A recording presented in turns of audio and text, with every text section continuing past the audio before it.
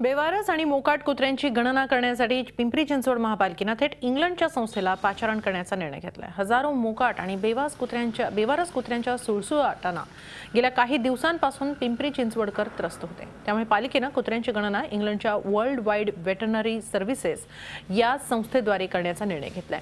नर मादी, ऑपरेशन केलेले, ऑपरेशन न केलेले, गरोदर आणि पिल्ल अशी कुत्र्यांची वर्गवारी करण्यात येणार आहे। या गणनेचा आधार घेत शहरात धुमाकूळ घालणाऱ्या कुत्र्यांची संख्या कमी करण्यासाठी उपाययोजना करण्यात येणार आहे।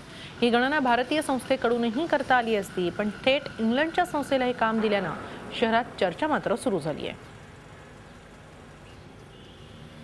आता यापूर्वी आपण जवळजवळ 15 ते 16,000 शस्त्रक्रिया गेल्या 3 वर्षात पूर्ण केलेल्या आहेत। मग आपल्याला स्पेसिफिक ह्यातला डाटा मिळणं आवश्यक होता आणि हे GPRSचा वापर तयार करून ही संस्था काम करते। आम्ही वेबसाईटवरून ही माहिती घेतली आणि त्याच्यामध्ये जी संस्था हे अशा पद्धतीने काम करतात त्यांचे दर निश्चित करून आपण MOU करून त्यांना ते काम देण्याचं निश्चित।